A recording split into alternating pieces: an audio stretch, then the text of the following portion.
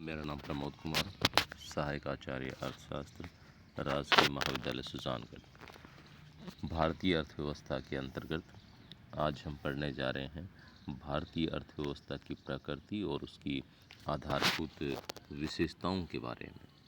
सबसे पहले हम बात करें कि भारतीय जो अर्थव्यवस्था है उसकी कुछ विशेषताओं में, जिसमें सबसे पहले है विशाल एवं विस्तृत अर्थव्यवस्था, द ग्रेट इकोनॉमी। भारतीय अर्थव्यवस्था एक विशाल अर्थव्यवस्था है जो विश्व के उत्तरी गोलार्ध में 8°4 से 37°6 अक्षांशों से 68°7 सेंटीमीटर 97°2 पूर्वी देशांतरों के बीच फैली हुई है। ओखा से अरुणाचल तथा कश्मीर से कन्याकुमारी तक फैले भाग का क्षेत्रफल 32.9 लाख वर्ग किलोमीटर तथा जनसंख्या 2011 में 121.08 करोड़ थी। अब लगभग 129.9 करोड़ से अधिक है। क्षेत्रफल की दृष्टि से भारत का विश्व में 7वां तथा जनसंख्या की दृष्टि से दूसरा स्थान है। यह इसकी विशालता का परिचायक है। विश्व जनसंख्या का लगभग 17.3% भाग भारत में है।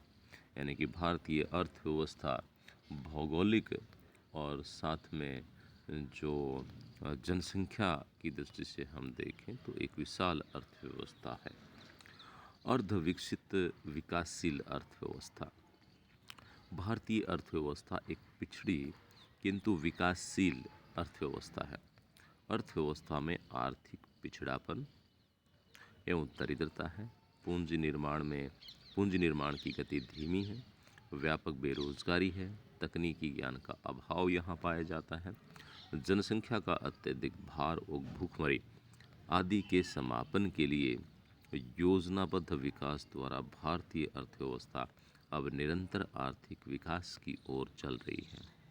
औद्योगिकरण, कृषि विकास, परिवहन एवं संचार साधनों का विकास लगातार हो रहा है। कृषि प्रधान अर्थव्यवस्था। भारतीय अर्थव्यवस्था एक कृषि प्रधान अर्थव्यवस्था है जिसमें कृषि राष्ट्रीय आय का प्रमुख स्रोत, रोजगार का आधार एवं जीवन यापन का प्रमुख साधन ही नहीं बल्कि औद्योगिक कच्चे माल का स्रोत एवं निर्मित माल का बाजार भी है। कृषि से राष्ट्रीय आय का 13.9% से 17% भाग प्राप्त होता है, जो 69% जनसंख्या के रोजगार एवं जीवन यापन का आधार है। कहने का मतलब कि भारतीय अर्थव्यवस्था में कृषि का बहुत बड़ा महत्व है। चाहे उत्पादन को देखें, चाहे जो उद्योग हैं, अन्य उद्योग हैं, वो कृषि पर आधारित हैं, और चाहे हम बात करें रोजगार की तो लगभग 69% जो जनसंख्या है, जीवन यापन है, वो कृषि पर आधारित है, जो कि एक बड़ा भाग है। उद्योगों के लिए कच्चा माल, गन्ना, कपास, पटसन, तिलहन, खाद्यान्न वगैरह सब कृषि से ही प्राप्त होते हैं। आंतरिक एवं विदेशी व्यापार में भी कृषिजन्य पदार्थों की प्रधानता। औद्योगिक पिछड़ापन एवं असंतुलित विकास। भारतीय अर्थव्यवस्था में विकसित देशों की तुलना में काफ़ी औद्योगिक पिछड़ापन है। उद्योगों से राष्ट्रीय आय में 27% भाग प्राप्त होता है, जबकि चीन में 40% से अधिक है और उनमें कार्यशील जनसंख्या के लगभग 18% को रोजगार प्राप्त है। यही नहीं, उद्योगों में उपभोग उद्योगों की प्रधानता रही है। पूंजीगत एवं आधारभूत उद्योगों की प्रगति धीमी रही है। यद्यपि योजनाबद्ध विकास के अंतर्गत लौह इस्पात, मशीन निर्माण, भारी रसायन, विद्युत आदि उद्योगों का विकास हुआ है, फिर भी वह नगण्य है। औद्योगिकरण में काफ़ी क्षेत्रीय विषमताएं हैं, जहां एक और पश्चिम बंगाल, बिहार, महाराष्ट्र, गुजरात एवं तमिलनाडु औद्योगिक दृष्टि से विकसित है, वहीं दूसरी ओर आसाम, उड़ीसा, जम्मू कश्मीर एवं राजस्थान काफ़ी पिछड़े हुए हैं। असंतुलित औद्योगिक विकास का ढांचा औद्योगिक पिछड़ेपन का कारण बना है। लघु एवं कुटीर उद्योग भी काफ़ी पिछड़े हैं। जनसंख्या में विस्फोटक वृद्धि। भारतीय अर्थव्यवस्था में जनसंख्या की विस्फोटक वृद्धि से जनसंख्या का भार निरंतर बढ़ता जा रहा है। भारत में विश्व की 17.3% जनसंख्या है, परंतु यदि क्षेत्रफल की बात करें तो 2.4% ही है। जनसंख्या की दृष्टि से भारत का विश्व में दूसरा स्थान है, जबकि क्षेत्रफल की दृष्टि से 7वां स्थान है। प्रति वर्ष भारत में 2.7 करोड़ बच्चे जन्मते हैं और हर वर्ष एक नए ऑस्ट्रेलिया का निर्माण होता है। इस तीव्र वृद्धि के कारण जहां 1951 में भारत की जनसंख्या 36 करोड़ थी, वह बढ़कर 2001 में 102 से ज़्यादा और जबकि 2011 की जनगणना में 121.08 करोड़ पहुंचने का अनुमान है। व्यापक बेकारी एवं अर्ध बेकारी। भारतीय अर्थव्यवस्था में बेकारी एवं अर्ध बेकारी का बोलबाला है। धीमे आर्थिक विकास एवं तीव्र जनसंख्या वृद्धि से बेकारी या बेरोजगारी निरंतर बढ़ रही है।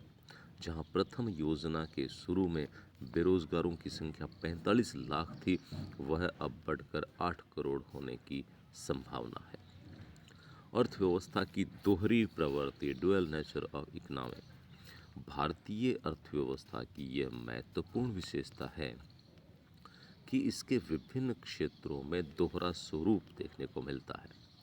एक और अर्थव्यवस्था का बृहत ग्रामीण क्षेत्र पिछड़ा, रूढ़िवादी, अनपढ़ एवं आधुनिक सभ्यता से परे लगता है, वहीं दूसरी ओर छोटे छोटे शहरी क्षेत्र विकसित, समृद्ध, शिक्षित एवं आधुनिक लगते हैं। जहां ग्रामीण क्षेत्रों में बैलगाड़ी, खच्चर एवं ऊंट है, तो शहरों में रेल, मोटर एवं यानवाहन की सुविधाएं हैं।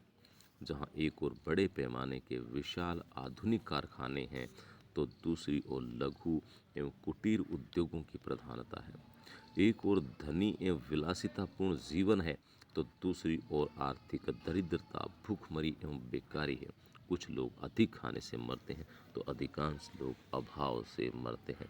मतलब क्या है कि यहाँ भारत में कि अगर हम बात करें तो इसमें दोहरी प्रकृति पाई जाती है, यानी कि दो विरोधाभास एक साथ यहाँ देखने को मिलते हैं। अभावग्रस्त और कुछ साधन संपन्न एक साथ चलते हैं। राष्ट्रीय आय एवं प्रति आय का निम्न स्तर।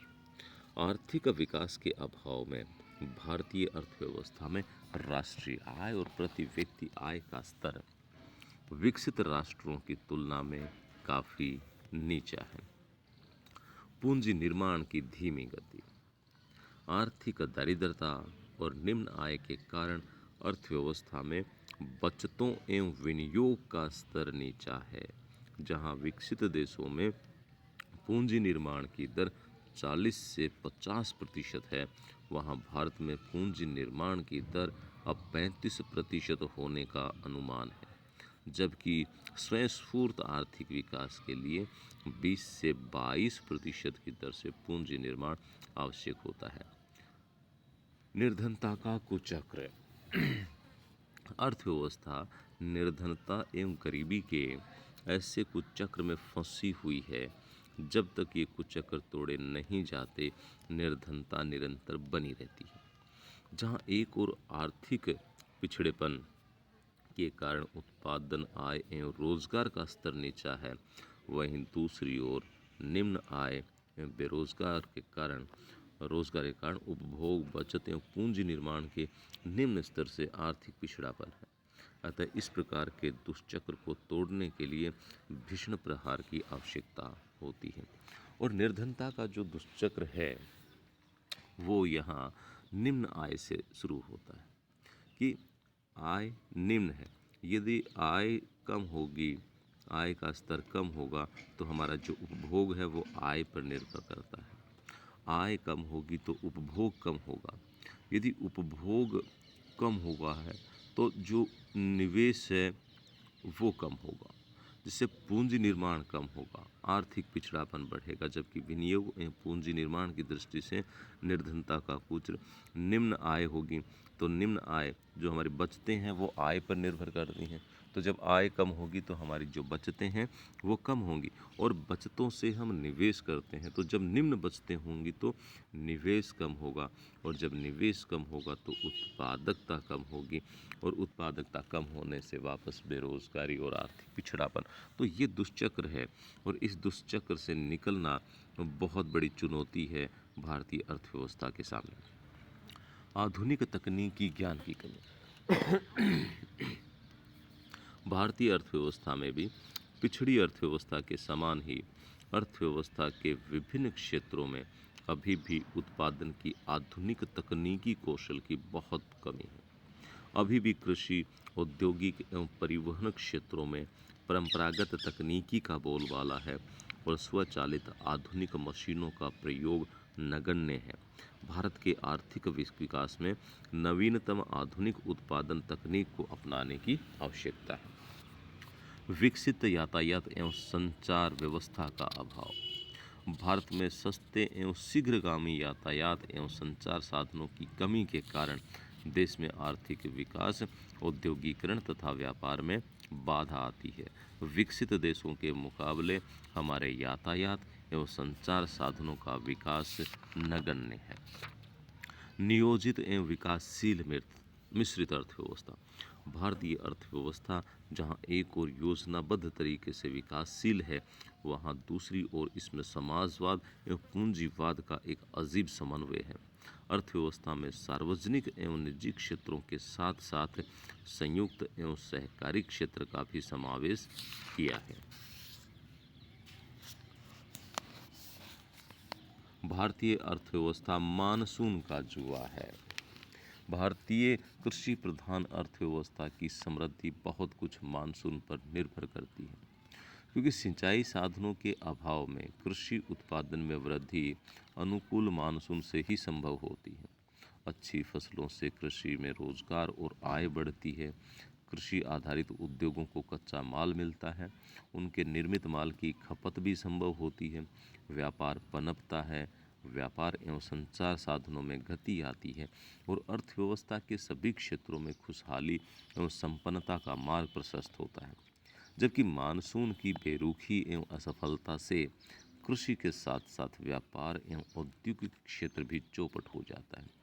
सभी क्षेत्रों में आय, रोजगार एवं विनियोग में कमी से निराशा, गरीबी, बेकारी, भूखमरी से अकाल का तांडव नृत्य होता है। यानी कि भारतीय जो अर्थव्यवस्था है उसमें कृषि का बहुत बड़ा योगदान है। कृषि का उत्पादकता में भी, साथ में जो उद्योग हैं उनको कच्चा माल पहुंचाने में, रोजगार में, जीवन यापन में कृषि का बहुत बड़ा महत्व है भारतीय अर्थव्यवस्था में। परंतु सिंचाई साधनों के अभाव में जो भारतीय जो कृषि है ये मानसून पर निर्भर होती है। मानसून यदि अच्छा होता है, अनुकूल होता है, तो कृषि उत्पादकता बढ़ती है और अन्य सभी क्षेत्रों पर इसका अनुकूल प्रभाव पड़ता है। लेकिन यदि मानसून यदि बेरुखी अपनाता है, अकाल पड़ता है या बाढ़ यदि आती है, तो ऐसी स्थिति में कृषि उत्पादन पर इसका प्रतिकूल प्रभाव पड़ता है, और कृषि पर प्रतिकूल प्रभाव पड़ने से चूंकि अन्य उद्योग इससे जुड़े हुए होते हैं, तो उन पर भी इसका प्रतिकूल प्रभाव देखने को मिलता है। संपन्नता में गरीबी एक बहुत बड़ी विशेषता है यहाँ, कि भारतीय अर्थव्यवस्था में संपन्नता के बीच गरीबी के विरोधाभास की विशेषता भी देखने को मिलती है। जहाँ एक और अर्थव्यवस्था प्राकृतिक संसाधनों में संपन्न है, विशाल जनशक्ति, विस्तृत उपजाऊ मैदान, विपुल खनिज एवं वन संपदा तथा विविधतापूर्ण जलवायु है, वहाँ दूसरी ओर उनके पर्याप्त विदोहन के अभाव में भूखमरी, बेरोजगारी एवं गरीबी का साम्राज्य है। निर्धनता के इस कुचक्र के कारण ही धनी देश की निर्धन जनता, अथवा भारत एक धनी देश है जहाँ निर्धन लोग बसते हैं, जैसे कथन चरितार्थ होते हैं। बाजार की अपूर्णताएं। भारतीय अर्थव्यवस्था में भी विकसित देशों की भांति बाजार की अपूर्णताएं हैं।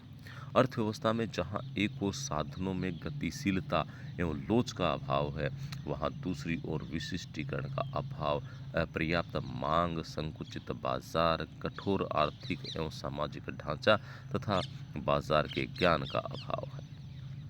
परंपरागत रूढ़िवादी समाज। भारतीय अर्थव्यवस्था अभी भी बड़े पैमाने पर रूढ़िवादी एवं भाग्यवादी सामाजिक ढांचे में ढली हुई है, जिसमें अनेक कुरीतियां, मृत्यु भोज, बाल विवाह, फिजूल खर्ची, संयुक्त परिवार प्रथा, प्रदा प्रथा आदि व्यापक है। प्रगतिशील दृष्टिकोण के अभाव में विकास के प्रति रुचि नगण्य है। अब धीरे धीरे शिक्षा के प्रसार से सामाजिक एवं राजनीतिक चेतना जागृत हुई है, फिर भी ग्रामीण क्षेत्रों में चेतना की कमी है। आर्थिक असमानता में निरंतर वृद्धि। भारतीय अर्थव्यवस्था में संपत्ति एवं आय की असमानता निरंतर बढ़ रही है। गरीब अधिक गरीब और धनी अधिक धनी बनता जा रहा है। भूमि का असमान वितरण है। पुराने जागीरदारों एवं भूस्वामियों के समापन के साथ बड़े भूस्वामी एवं जागीरदारों का प्रादुर्भाव हुआ है। मुद्रास्फीति एवं बढ़ते मूल्य। मुद्रास्फीति का मतलब है कि जब कीमत स्तर में लगातार सामान्य कीमत स्तर में लगातार बढ़ने की प्रवृत्ति पाई जाती है तो उसको हम मुद्रास्फीति कहते हैं। भारत में योजनाबद्ध विकास के साथ साथ स्फीति का प्रभाव बढ़ा है और मूल्यों में निरंतर वृद्धि हुई है। विकास योजनाओं में बड़े पैमाने पर हीनार्थ प्रबंधन का मतलब होता है कि जब सरकार का जो व्यय है वो सरकार की आय से अधिक होता है और उस घाटे के बजट की पूर्ति के लिए सरकार जब ऋण लेती है या जो केंद्रीय बैंक है उसके माध्यम से नई मुद्रा को निर्गमित जब किया जाता है तो उसको हीनार्थ प्रबंधन कहते हैं। सुरक्षा पर व्यय और मांग के मुकाबले पूर्ति की धीमी गति के कारण भारत में पिछले वर्षों में मूल्यों में लगभग 20 गुना वृद्धि हुई है। क्षेत्रीय विषमताएं। योजनाओं के क्रियान्वयन में क्षेत्रीय विषमताएं घटने के स्थान पर बढ़ी हैं। जहां एक ओर पंजाब, हरियाणा, पश्चिमी बंगाल, महाराष्ट्र तथा गुजरात में आर्थिक समृद्धि तेजी से बढ़ी है, वहां दूसरी ओर राजस्थान, असम, जम्मू कश्मीर एवं उड़ीसा विकसित क्षेत्रों के मुकाबले काफ़ी पिछड़ गए हैं। असंतुलित विदेशी व्यापार। भारतीय अर्थव्यवस्था की एक प्रमुख विशेषता ये रही है कि भारत का विदेशी व्यापार प्राय घाटे में रहा है। निम्न जीवन स्तर। भारतीय अर्थव्यवस्था में जनता का जीवन स्तर विकसित देशों के मुकाबले काफ़ी नीचा है।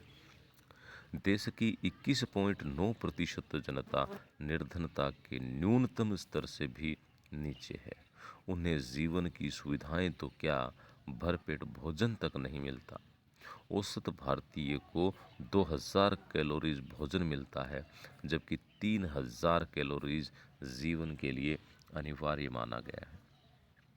2014-15 में औसतन प्रति भारतीय को प्रतिदिन 510.8 ग्राम खाद्यान्न एवं दालें, प्रतिवर्ष 18.3 किलोग्राम खाद्य तेल, 20.3 किलोग्राम चीनी तथा 40.6 मीटर कपड़ा मिला, जो सुखी जीवन के लिए अपर्याप्त है। आर्थिक उदारीकरण एवं वैश्वीकरण की ओर बढ़ती अर्थव्यवस्था। 1991 से ही भारतीय अर्थव्यवस्था तेजी से आर्थिक उदारीकरण एवं वैश्वीकरण की ओर अग्रसर है।